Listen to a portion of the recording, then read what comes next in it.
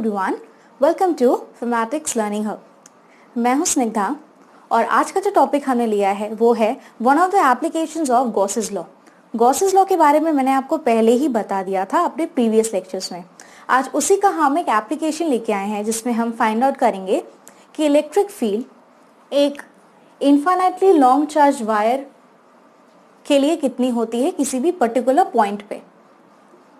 तो टॉपिक को शुरू करने से पहले आपको मैं बता दूं, हमें ज़रूरत है नियर अबाउट 1000 सब्सक्राइबर्स की, एटलीस्ट 1000 सब्सक्राइबर्स की, ताकि हम अपना लाइव सेशन जल्द से जल्द आपके लिए ला सके। लाइव सेशंस में हम आपके डाउट्स को क्लियर कर सकेंगे, एनसीईआरटी से लेके एचसी वर्मा के सॉल्यूशंस तक हम आपको प्रोवाइड करा सकेंगे ड्यूरिंग आवर लाइव सेशन। तो प्लीज़ हमें सपोर्ट करें और चैनल को सब्सक्राइब करें, वीडियोस को ज़्यादा से ज़्यादा लोगों के साथ शेयर करें और हमारी मदद करें हमारे सब्सक्राइबर्स इंक्रीज करने में, ताकि हम अपना लाइव सेशन जल्द से जल्द लेके आ सके। आप ही हैं जो फिमेटिक्स लर्निंग हब की फैमिली को ग्रो करने में हमारी मदद कर सकते हैं। अगर आपको फ्री नोट्स चाहिए फॉर क्लास 11, 12 बोथ फिजिक्स, तो आपको ज्वाइन करना पड़ेगा हमारा टेलीग्राम चैनल।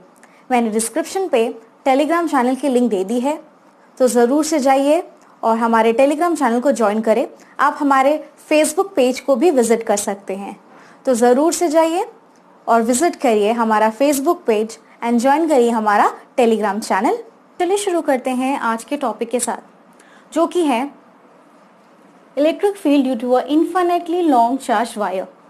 यहाँ पे हम गॉसेस लॉ का एप्लीकेशन करने वाले हैं इस्तेमाल, जहाँ पे हम निकालने वाले हैं किसी लीनियर चार्ज जो कि एक इनफाइनाइटली लॉन्ग चार्ज वायर है। इसकी वजह से इलेक्ट्रिक फील्ड की वैल्यू किसी पर्टिकुलर पॉइंट पे कितनी होगी, किसी भी पर्टिकुलर पॉइंट पे इलेक्ट्रिक फील्ड की वैल्यू एग्जैक्टली कितनी होगी।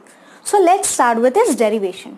नाउ, जैसे कि मैंने कहा कि ये एक लीनियर चार्ज डिस्ट्रीब्यूशन है, तो पॉजिटिवली चार्ज यहाँ पे मैंने लिया है जिसका लैम्डा है as the linear charge density, right? So lambda is the linear charge density of this long charged, infinitely long charged wire, right? तो क्योंकि ये पॉजिटिवली चार्ज है, इसकी वजह से जो इलेक्ट्रिक फील्ड लाइंस होंगी वो कुछ इस तरह से होंगी, राइट? अगर आप कभी भी पॉजिटिव चार्ज लेते हो, क्योंकि ये लीनियर चार्ज है, तो इसकी वजह से जो इलेक्ट्रिक फील्ड लाइंस होंगी वो आउटवर्ड डायरेक्शन में कुछ आएंगी इस तरह से, ओके, समथिंग लाइक दिस। और सिमेट्री का इस्तेमाल करते हुए जो इलेक्ट्रिक फील्ड की वैल्यू होगी एट इक्वी डिस्टेंस पॉइंट वो सेम रहने वाली है। तो चलिए इसी का इस्तेमाल करते हैं, राइट? सो यहाँ पे आप देख सकते हैं ये एक linear infinitely long charge wire है। इसके लिए जो हम गॉसियन सरफेस लेंगे वो लिया जाएगा सिलेंडर, वुड बी दी, क्योंकि यहाँ जो इलेक्ट्रिक फील्ड लाइंस है वो आउटवर्ड डायरेक्शन में होंगी और इक्वी डिस्टेंस पॉइंट पे इलेक्ट्रिक फील्ड की वैल्यू जो होगी वो सेम होगी। तो जो गॉसियन सरफेस बनेगा वो बनेगा एक cylinder. So let us form a cylinder first of all. So I am making it with a dash line ताकि आपको समझ में आ जाए। तो ये एक सिलेंडर है, सिलेंड्रिकल गॉसियन सरफेस है जो कि यहाँ पे मैंने लिया है।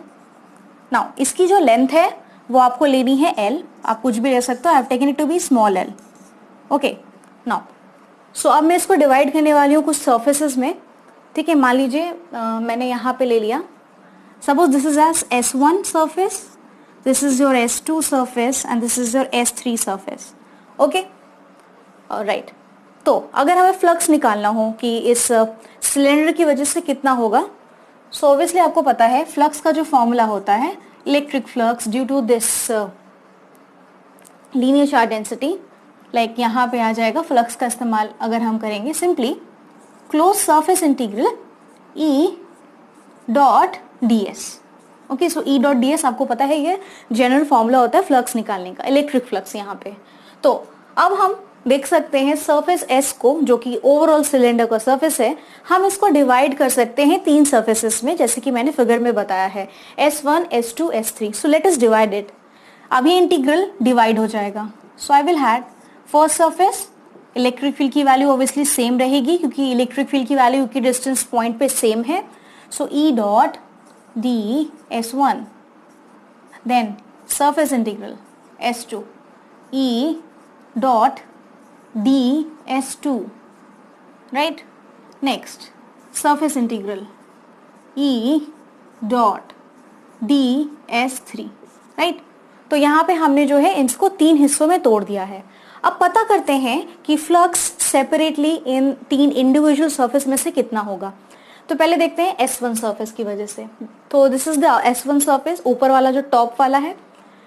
Now yes and one more thing, आपको जो है रेडियस लेना है सिलेंडर का. यहाँ पे एक्चुअली हम एट अ डिस्टेंस, यहाँ पर्टिकुलर पॉइंट P पे ही हम जो है निकालने वाले हैं इलेक्ट्रिक फील्ड की वैल्यू जो है R डिस्टेंस पे, और यही R जो है ये सिलेंडर का रेडियस है. Okay now so by S1 is this. Now electric field होगा कुछ इस तरह से, जैसे कि मैंने कहा ये positively charge surface like linear charge density है पॉजिटिव में, तो इलेक्ट्रिक फील्ड की डायरेक्शन आउटवर्ड होगी. तो this is the direction of electric field here. और अगर हम DS1 देखने जाए तो वो इस सरफेस के टॉप वाले सरफेस के आउटवर्ड होगा normal DS1. So this is DS1 area vector over this top surface S1. E is like this. तो इन दोनों के बीच में आप देखोगे जो थीटा बन रहा है that is 90 degree, right? So that was S1. तो यहाँ पे अगर हम फॉर्मूला लगाने जाएं E, ओके, इंटीग्रेशन में आपका ये पूरा S1 आ जाएगा और जो एंगल आएगा that is cos 90 degree, right? cos 90 आपको पता है 0 है, तो इसकी वजह से तो 0 आने वाला है.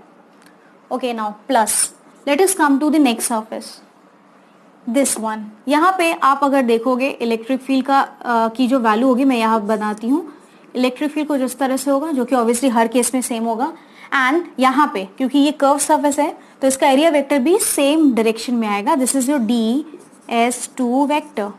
सो यहाँ पे जो थीटा है, क्योंकि दोनों ही area vector as well as electric field जो है आउटवर्ड डायरेक्शन में है, तो यहाँ पे थीटा बन रहा है 0 degree, right? So I will have it's something like this ES2 cos 0 degree, जिसकी वैल्यू आ जाएगी ES2. यहाँ cos 90 0 था तो ये पूरा टर्म 0 हो जाएगा. यहाँ पे cos 0 जो है आपका 1 होता है, cos 0 is 1, तो क्या बचेगा ES2. so I've written ES2 plus now over this S3 जो है बॉटम सरफेस है, तो इलेक्ट्रिक फील्ड का डायरेक्शन अगेन इस तरह से आएगा and area vector normally outward होगा. This is DS3 here.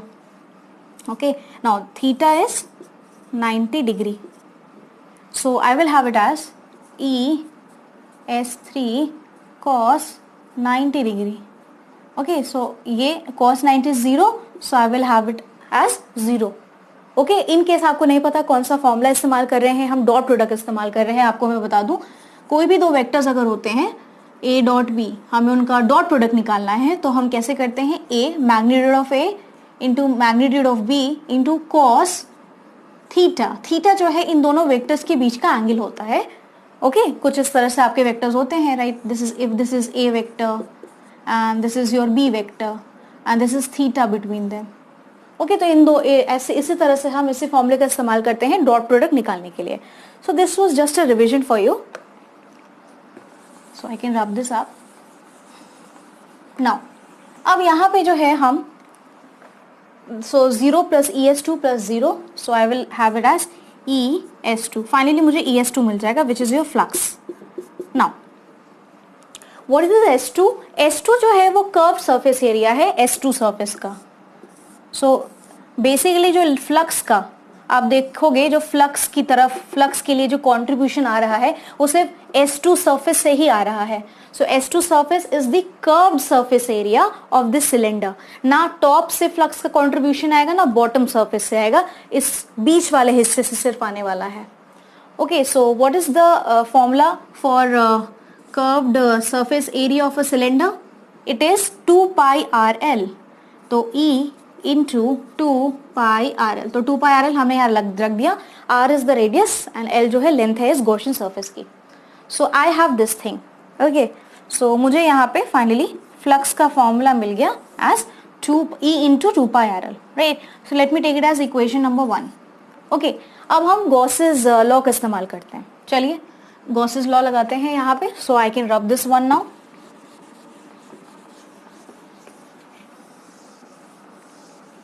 Okay, so मैं ये भी रब कर देती हूँ. हम अब गॉसेस लॉ का इस्तेमाल करने वाले हैं. So electric flux through any close surface is given like this, right? So अगर इलेक्ट्रिक फ्लक्स हमें निकालना है किसी भी क्लोज सरफेस से, तो हम इस्तेमाल करते हैं 1 by epsilon naught times QEN. QEN is the net charge enclosed by this surface, right? तो यहाँ जो ये गॉसियन सरफेस है, इसमें QEN नेट चार्ज कितना इनक्लोज है? तो जैसे कि मैंने कहा, लैम्डा जो था वो लीनियर चार्ज डेंसिटी है इसकी, राइट? इस पूरे गॉसियन सरफेस की, sorry not Gaussian surface, by mistake I said it, इस ऑफ दिस ऑब्वियसली. जो लीनियर ये जो इन्फिनाइटली लॉन्ग चार्ज वायर है, इसका जो डेंसिटी है, लीनियर चार्ज डेंसिटी, वो हमें दिया गया है lambda. So you need to remember this, ये गिवन है यहाँ पे. तो अब हम इसमें इस्तेमाल करेंगे. तो हम क्या कर सकते हैं, QEN बेसिकली जो आपका होता है, QEN को हम लिख सकते हैं lambda into L, right? That is linear charge density of the wire multiplied by the length of this, okay, Gaussian surface. क्योंकि हम निकाल रहे हैं इस सरफेस के थ्रू कितना फ्लक्स आएगा. सो लैम्डा इंटू L हो जाएगा.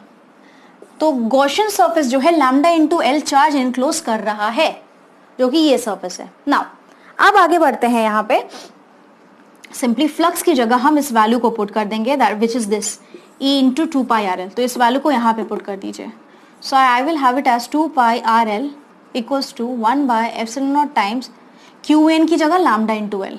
सो लैम्डा इंटू L, यहाँ लैम्डा लैम्डा कैंसिल कर जाएगा, okay. And I will have simply, यहाँ पे ऑब्वियसली E यहाँ पे छूट गया था, E into 2 pi RL obviously, right? Now E की वैल्यू आप बाकी के टर्म को राइट हैंड साइड ट्रांसफर कर दीजिए. I will have E equals to lambda by 2 pi epsilon naught R, right? तो यहाँ पे आप देख सकते हो ये फॉर्मूला आ गया है. Electric field at a point P due to this infinitely long charge wire. And यहाँ पे आप सिंपली देख सकते हो जो इलेक्ट्रिक फील्ड है वो इन्वर्सली प्रोपोर्शनल है R से, right? This is what I have, it is inversely proportional to R, right? इसका मतलब ये है कि जैसे जैसे R बढ़ता चला जाएगा, इन्वर्स मतलब अगर R बढ़ रहा है, राइट, तो इलेक्ट्रिक फील्ड जो है वो घटती चली जाएगी.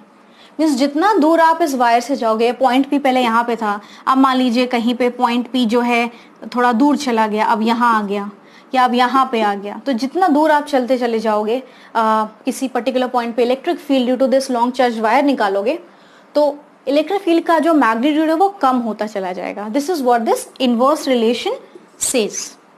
So this is what I have overall.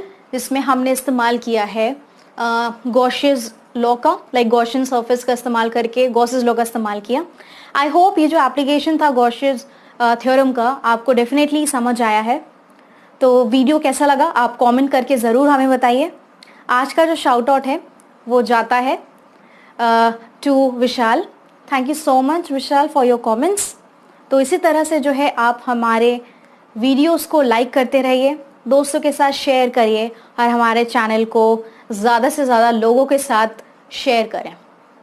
Thank you so much everyone.